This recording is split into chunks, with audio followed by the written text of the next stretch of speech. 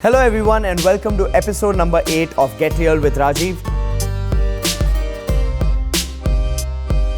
Today we are in a new setting and we have Shweta who's behind the camera who's going to ask me 4 questions for me to give you real answers. Shweta, what's the first question that we have today? The first question is by Deepak Bharadia and his question is, what key activities would you recommend entrepreneurs to invest their time in? Well Deepak, I wouldn't give you a generic answer because according to me, the entrepreneur's activities are purely dependent on the phase or the stage of business that they are in. So if let's just say you are an entrepreneur who's stuck in the stage of struggles where you're barely able to sell your products and services, where customers are rejecting, you don't know who is your right customer, then your priority needs to be to go out there in the market, meet as many people as possible, figure out their needs, figure out their desires, figure out their problems, and then make changes in your product. So develop your product, evolve your product. That would be the right activity to do if you're in the state of struggles where you're not able to sell enough. Now, if you're in an evolved stage of survival where the only challenge you have is cash flow challenges, then my suggestion would be that the entrepreneur needs to spend most of their time in marketing and sales. A business gets stuck in survival because they are not able to churn enough money out, and most probably they are not able to churn that much money out because they are not selling or marketing proactively. They are relying on word of mouth. So if you're an entrepreneur in survival, then the answer is to be proactive about marketing and sales. That should be your priority.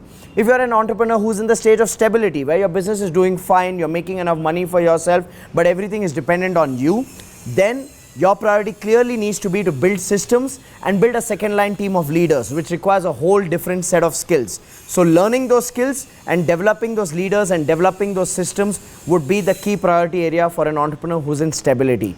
And finally, if you're in success, where you have a second line team of leaders, where you are making enough money, your business is growing, then your priority needs to be on growth, where you need to think about strategic decisions or strategic directions like geographical expansion or product expansion or exploring mergers and acquisitions or preparing your company for an IPO, strengthening your brand, making sure that your financial governance is strong.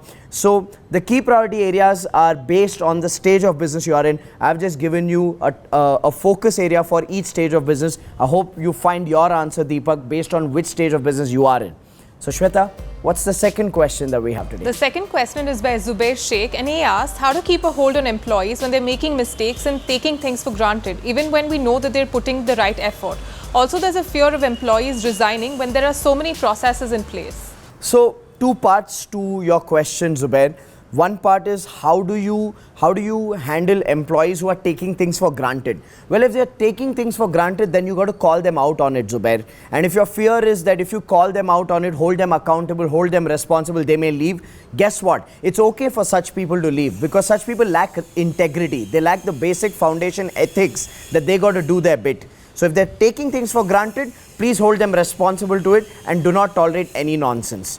The second part of your question again links to the first part where you said, what if employees leave when you start tightening things up, when you start setting up processes, when you start setting up review mechanisms? Well, think about it, Zubair. Who would have a problem with review mechanisms?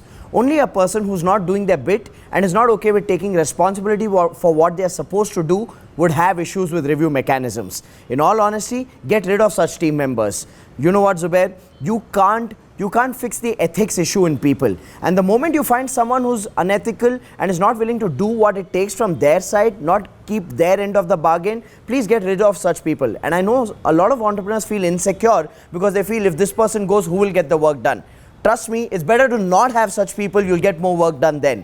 And that will also set a precedent and a culture within your organization where the right kind of people will get attracted. If you have such people who are not open to accountability, not open to being held responsible for what they are supposed to do, then guess what? The culture is cancerous. Everybody in that workplace will start taking the workplace for granted and you will become like an independent slave in the business where you're paying people's salary and you're doing their work, which is not done, Zubair. So save yourself from such people, get rid of such people, don't have this insecurity of what if people leave. Such people, when they leave, the energy within the organizations get purified and more results happen. So I'm going to give you more courage and say get rid of such people, Zubair.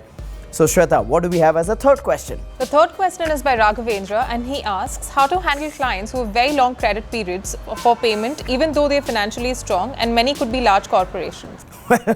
Raghavendra, you've touched upon a topic that is one of my favorite topics. Sometimes I wonder, why do these large organizations who have so much money still play around with their vendors and suppliers? I mean, what goes into the minds of such people? And this is where I believe that there is a big need for customers to have ethics. You know, for the longest time we've been talking about business having ethics. I believe customers also need ethics, and it's especially some of these large corporate organizations who wear this invisible crown on their head of being large. They take their suppliers for granted, and on their website you may have things like, we believe in win-win, we believe in integrity, we believe in honesty, but these are just flowery words that are on their website or on the reception area of their organization. Now, having said that, Raghavendra, I would say you can't change people, you can't change the world out there, but what you can definitely do is change your customer. So start profiling what are the type of people you want to work with, and build your brand to attract such people. So if you're dependent on organizations which are large, then start building a business model where you work with smaller organizations where you can directly interact with the owner, and that gives you a lot more control and calling out on them when you are not getting what they are supposed to be doing. So that is one thing I would recommend, Raghavendra, because one of the things is we can either crib and complain and be a victim of the environment, or we can change the environment by adapting our business to our philosophies, our values, our ethics. For the longest time, I worked with large corporate organizations, and it was not a fulfilling journey, because even after doing a good job, they would come back to you and say, we need to cut costs, we need to cut costs. So what did I do? I kind of shifted my business model and said, hey, it's about quality of life I want to live, it's the quality of work I want to do, and I want to do work with people who are grateful for what I do for them. So I shifted my business model. So look at innovating your product line, look at innovating your business model, and create something that would be more fulfilling for you, Raghavendra, because there's very little in your control. We can go out there and have protests about large organizations becoming more ethical and more friendly to their vendors and suppliers, but it's trying to change too many things. Rather change internally and focus on the right customer. And here's another tip, Raghavendra: market more and sell more. When you're marketing more and selling more, when you have a pipeline of leads with you, then you will pick your business. A lot of entrepreneurs are dependent on a set of few clients who dictate terms on them. A simpler way for building your business is you dictate the terms by marketing more, having a huge pipeline of leads, and then pick and choose the type of people that you want to work with, at the price that you want to work with, and at the payment terms that are okay with you. That's the best way. Focus on yourself, stop trying to change the world or stop trying to be a victim with the world. So that's my recommendation, Raghavendra. Shweta, what do we have as the last and final question? So the fourth question is by Anupam Agarwal, and he asks, in the process of creating a second line of leaders as they develop entrepreneurial skills, would that be a threat or an opportunity? I love that question, Anupam. So what you're saying is, if I start developing my second line team of leader, I empower him, I train him, I coach him, teach him how to lead, teach him some facets of the business, is that a threat? Will this person turn into an entrepreneur? Well, in all honesty, Anupam, if you don't develop them, then you'll end up doing all the work by yourself. Having said that, it becomes a threat only and only when your organization cannot provide that growth potential for the aspirations of that employee. And if you can't provide that growth potential, it's fair for that person to move on. But it is a huge opportunity for you to develop the second line team of leaders like entrepreneurs if you have a vision which is huge, and you realize that it's not one entrepreneur that's going to fulfill that vision, but it's going to be a team of entrepreneurs who are your second line team of leaders who will help you fulfill that vision. So from that point of view, Anupam, it's about how big is your vision? What kind of scale do you visualize for your business, and what kind of career growth opportunity can you provide to people inside?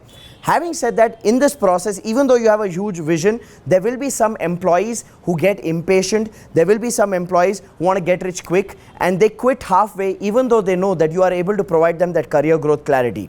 Well, all you can do is educate such people and make them evaluate their decision of leaving. But even after that, if they've made up their mind, let them go, because you need to know you're on a bigger path, on a bigger journey. Some will last, some won't last. So what? You got to just keep following that path and give your best to your team members. Because the mistake you can make as an entrepreneur is to have this fear that if I teach my team, they will leave and they'll do something of their own. That is equivalent to saying that I will have people on my payroll, but I will not make them completely competent for them to build and contribute to the business to 100%.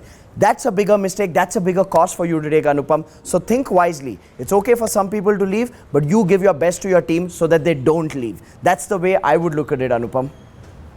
So with that, we're done with 4 questions for episode number 8 of Get Real with Rajiv. Shweta, with your fingers indicate to me which one do you think deserves to win the question of the week. Okay, Shweta has given me an indication and I kind of agree with Shweta. So we're going to give the question of the week to Anupam for asking the 4th question, which I think is a big fear for many entrepreneurs. Many entrepreneurs carry this insecurity that if I teach my team, will they leave? Will they start something of their own? So thank you so much, Anupam, for asking this question. And I hope the answers of this episode added value to those of you who are watching. And if you enjoyed this episode, make sure you share it and make sure you enter in the comments your questions for the next episode. I love answering questions, so feed me with the best questions that you got. Give me your biggest challenges and we'll solve them for you at Get Real with Rajiv. This is Rajiv Talreja signing off. See you in the next episode.